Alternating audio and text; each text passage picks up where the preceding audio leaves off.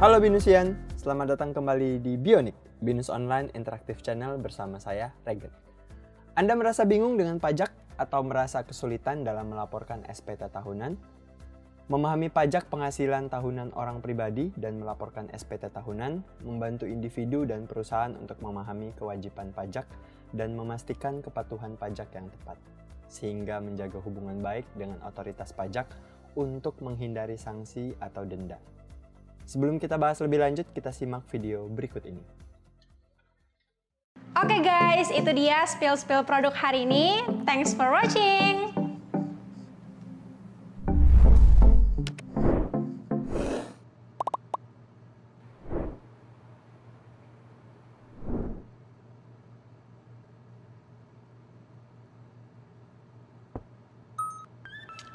Halo guys, jadi aku mau jelasin ke kalian kalau aku itu kuliah di Binus Online. Kuliah di Binus Online itu benar-benar fleksibel banget. Aku bisa langsung menggeluti bidang yang aku suka, tapi nggak lupa juga sama kuliah. Kita bisa memilih mata kuliah sendiri melalui sistem modular.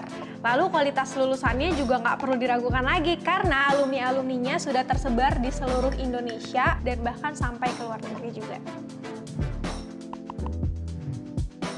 Oke, jadi Binus Online sudah mendapatkan 5 star dari QS World University Ratings dan sudah ada 5 jurusan. Yang pertama ada Business Management, Teknik Industri, Teknik Informatika, Sistem Informasi, dan kelima ada Akuntansi. Jadi, buat yang mau kayak aku, yuk daftar Binus Online sekarang.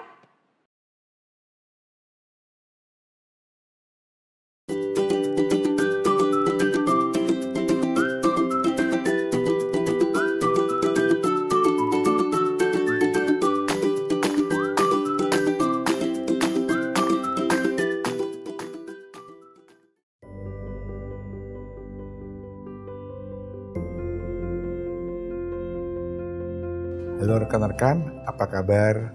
Semoga selalu dalam keadaan sehat. Perkenalkan saya, Rosarian Doko Wijanarko. Pada materi taxation ini, kita akan membahas sesi mengenai Personal Annual Income Tax atau pajak penghasilan tahunan orang pribadi. Sesi ini mencakup definisi SPT tahunan dan SPT tahunan untuk wajib pajak orang pribadi.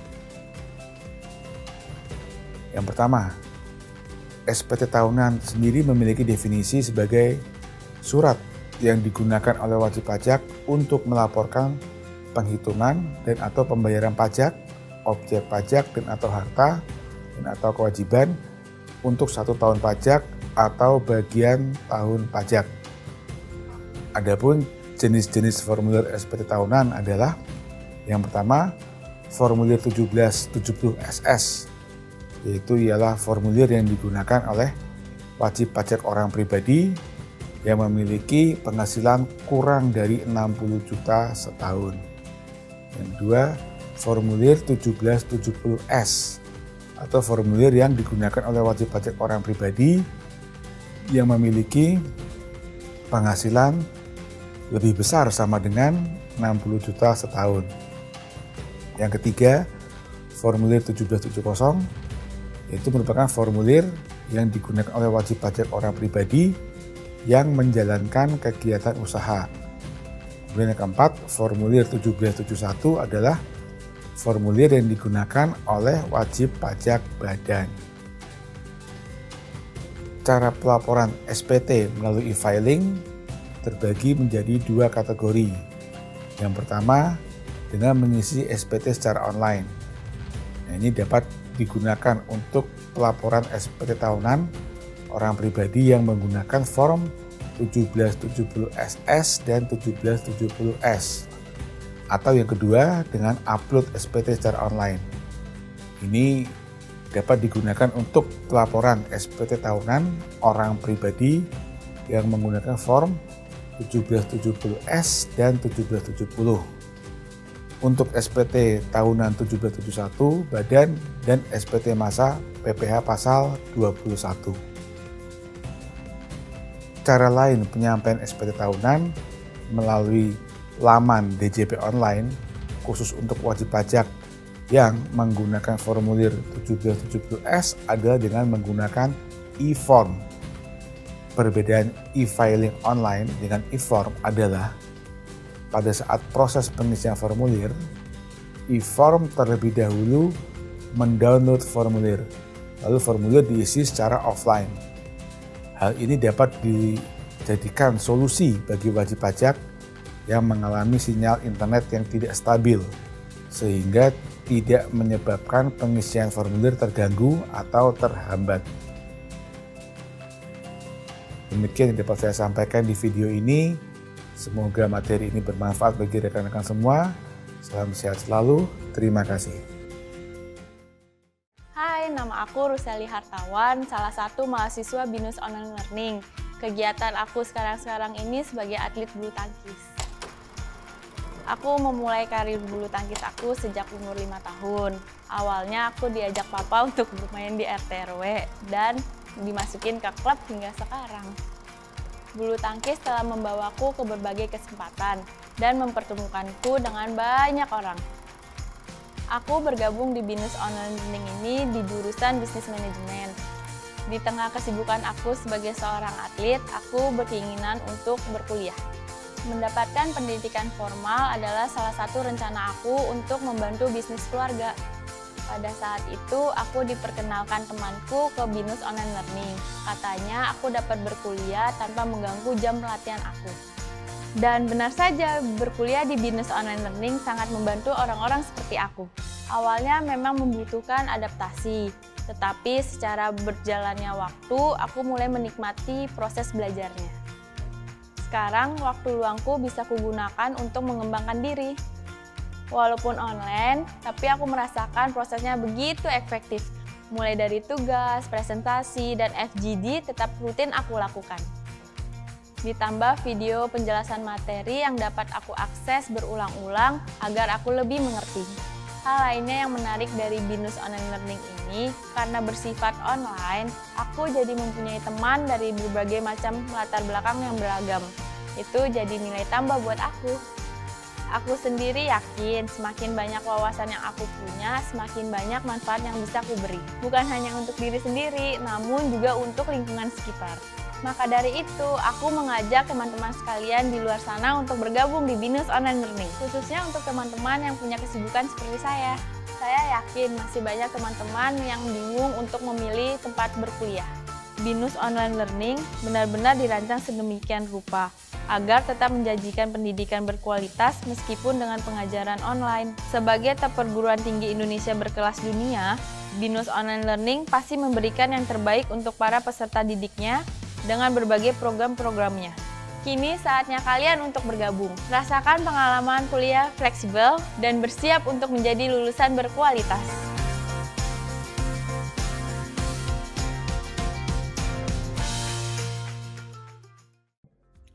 Kesalahan dalam pelaporan pajak dapat mengakibatkan sanksi denda dan bahkan pidana. Di sisi lain, memahami pajak dapat membantu Anda mengoptimalkan pembayaran pajak dan merencanakan keuangan dengan lebih baik. Ayo kita simak video selanjutnya.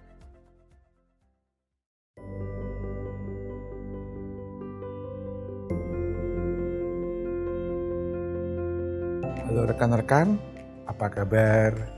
Semoga selalu dalam keadaan sehat. Perkenalkan saya Rosarian Doko Wijanarko.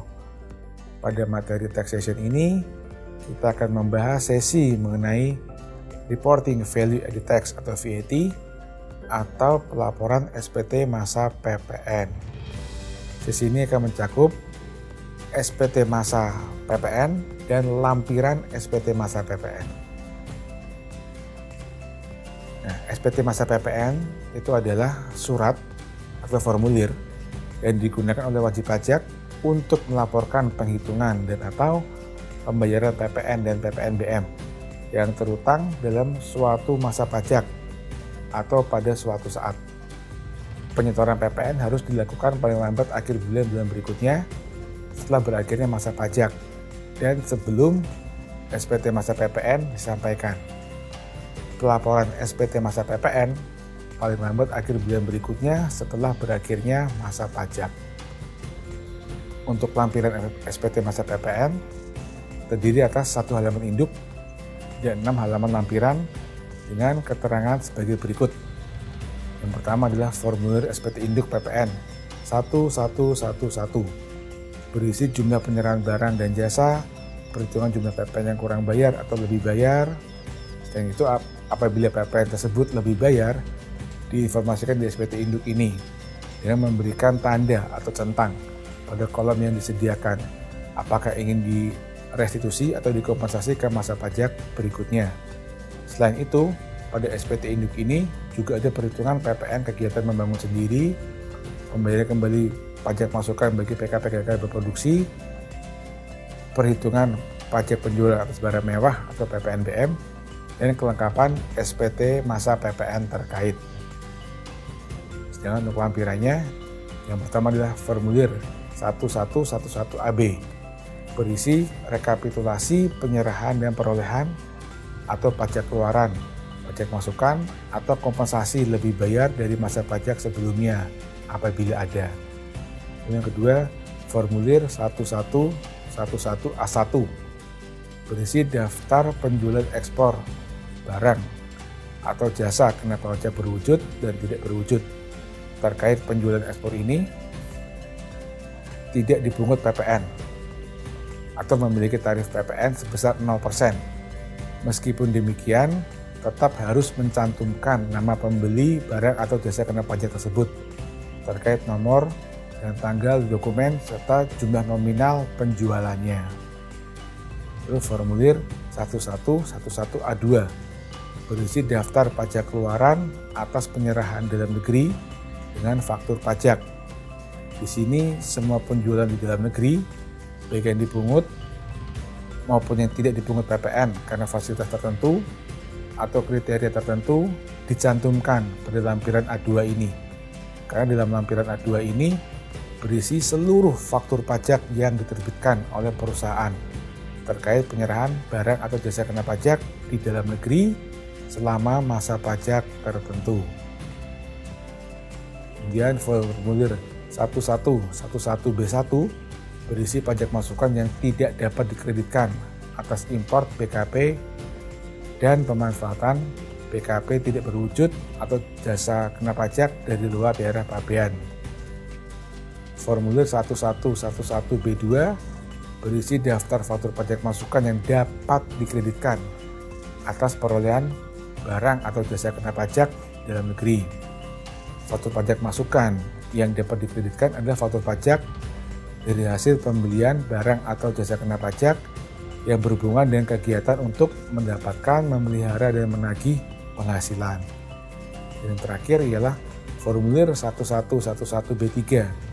Ini berisi daftar pajak masukan yang tidak dapat dikreditkan atau yang mendapatkan fasilitas karena tidak dapat dikreditkan, maka nilai dari total lampiran B3 ini meskipun tercatat di lampiran AB, namun nilainya tidak mengurangi jumlah PPN yang kurang dibayar dan juga tidak menambah nilai restitusi PPN apabila di masa tersebut atau di tahun pajak tersebut nilai PPN-nya lebih bayar.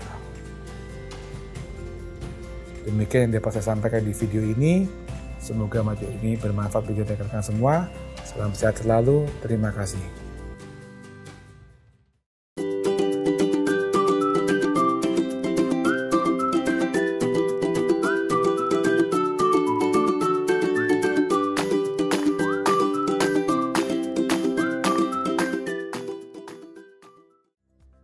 Nah, itu dia penjelasan mengenai SPT tahunan yang merupakan kewajiban dan tanggung jawab setiap wajib pajak.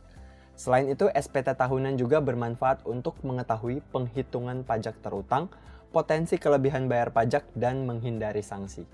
Jadi, jangan sampai tidak melaporkan SPT tahunan ya, Binusian. Selanjutnya ada info update apa saja di Bion kali ini.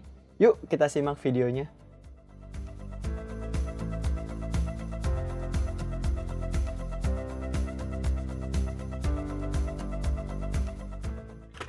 Terima kasih Binusian yang telah menyempatkan waktu untuk menonton Bionik hari ini. Semoga Anda mendapatkan inspirasi dan manfaat dari program hari ini. Jangan lupa untuk menyaksikan kembali episode-episode selanjutnya yang pasti lebih menarik dan informatif. Sampai jumpa.